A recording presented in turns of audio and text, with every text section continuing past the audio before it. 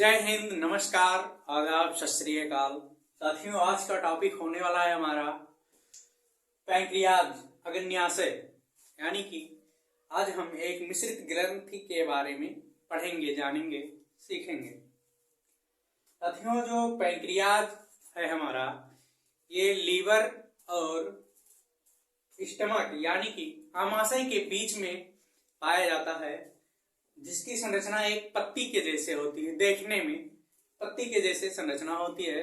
Pancreatic sales हैं, इनके छोटे छोटे गुच्छे के रूप में पाए जाती हैं और जिन्हें लैंगरहैंस की द्वीपिकाएं कहा जाता है। और ये जो एक नली सी देख रहे होंगे इस संरचना के बीच में, ये हमारा पैंक्रियाटिक डक्ट है। जो पैंक्रियाटिक जूस सिगरेट होता है, इसी के माध्यम से ट्रांसफर होता है, या ये जो पैंक्रियाटिक डक्ट है ये इन जूस को ट्रांसपोर्ट करती है। और ये जो संरचना सी टाइप की देख रहे हैं, इसे ड्यूडिनम कहा जाता है, ग्रहणी। अब जानते हैं कि अग्न्याशय मिश्रित ग्रंथि के नाम से भी जानी जाती है, क्योंकि ये पाचक रस यानी कि डाइजेस्टिव जूस और हार्मोन्स दोनों का सिक्रेशन करता है साथियों, इसलिए इसे मिश्रित ग्रंथि के नाम से भी जाना जाता है। इस तरह से पैंक्रियाज का निर्माण हुआ, या इसमें कौन कौन सी कोशिकाएं पाई जाती हैं। हम जानेंगे कि जो हमारा पैंक्रियाज है ये किन प्रकार की कोशिकाओं से मिलकर के बना हुआ है, या इसमें किस प्रकार की कौन कौन सी प्रकार की कोशिकाएं पाई जाती हैं। साथियों, जो हमारा अग्न्याशय है ये 4 प्रकार की कोशिकाओं से मिलकर के बना हुआ है। पैंक्रियाटिक सेल, फर्स्ट है हमारा alpha cell, beta cell, third है डेल्टा सेल एंड फोर्थ है एफ सेल।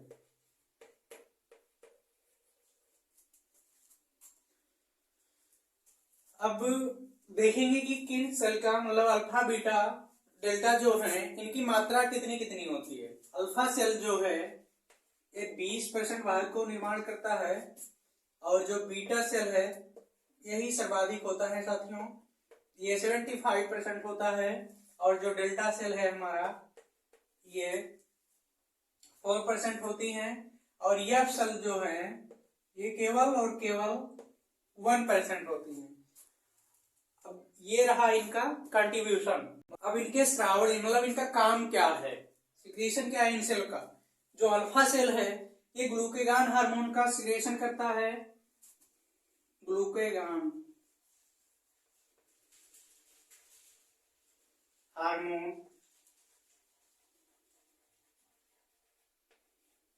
का श्रावण करता है। और जो बीटा सेल है ये इंसुलिन हार्मोन की सिक्रेशन करता है, इंसुलिन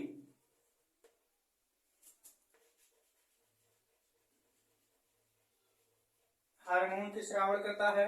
और जो डेल्टा सेल है हमारा, डेल्टा सेल से सोमैटोस्टैटिन हार्मोन का सिक्रेशन होता है, सोमैटोस्टैटिन अथवा ग्रोथ हार्मोन रिलीजिंग इनहिबिटर्स है, जिसे हम ग्रोथ हार्मोन रिलीजिंग इनहिबिटर्स इस नाम से मतलब GHRI के नाम से जानते हैं। G से हो गया ग्रोथ, S से हार्मोन, R से रिलीजिंग और I फॉर इनहिबिटिंग। मतलब ग्रोथ हार्मोन का जो है उसके सिक्रेशन को ये इनहिबिट करता है, इनहिबिट मतलब अवरुद्ध करता है, रोकता है। और एफ सेल का जो सिक्रेशन है, जो एफ सेल है ये ग्लूकेगान के सिक्रेशन को मतलब सिक्रेशन ऑफ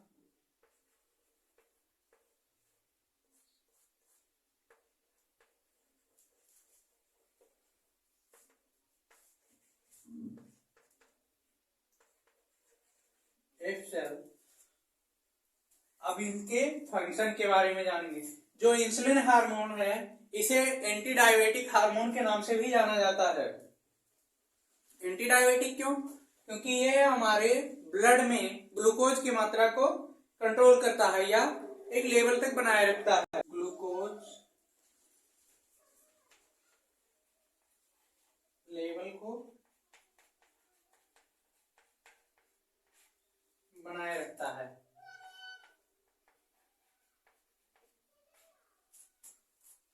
और जो इंसुलिन है, इंसुलिन ब्लड में ग्लूकोज लेवल को कंट्रोल करता है या शुगर को बढ़ने नहीं देता है। जो कहते हैं कि डायबिटीज हो जाता है जब व्यक्ति के अंदर यानी कि खून में उसके जब इंसुलिन का फॉर्मेशन कम हो जाता है या घट जाता है या किसी कारणवश नहीं हो पा रहा होता है, तभी उसको डायबिटीज होता है। अन्यथा की स्थिति में जब इंसुलिन हमारे शरीर में बराबर मात्रा में बनता रहेगा तो शुगर नहीं हो सकता है मित्रों, या डायबिटीज नहीं हो सकता है। तो ग्लूकोज लेवल को कंट्रोल करता है ब्लड में।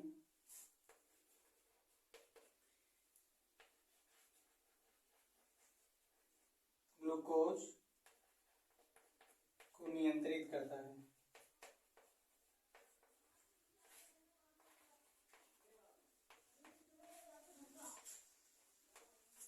और जो सोमैटोस्टैटिन है, ये जो डेल्टा सेल का सिक्रेशन है सोमैटोस्टैटिन, ये ग्लूकेगान और इंसुलिन दोनों हार्मोन के सिक्रेशन को नियमित रखता है, यानी कि आवश्यकता से अधिक नहीं बनने देता है।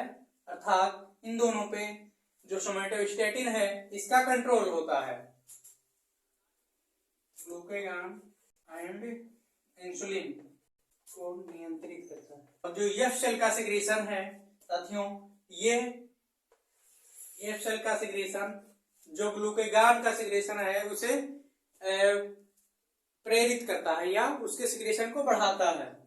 एफ सेल का जो सिक्रेशन है वो ग्लूकेगान हार्मोन के सिक्रेशन को बढ़ाता है साथी। अब ये जानेंगे कि जो अग्न्याशय है इसे मिश्रित ग्रंथि क्यों कहा जाता है। साथियों, ये मिश्रित ग्रंथि इसलिए कहा जाता है इसे क्योंकि अग्न्याशय के द्वारा पाचक रस और हार्मोन दोनों का सिक्रेशन होता है, यानी कि दोनों यहीं पे निर्माण होता है।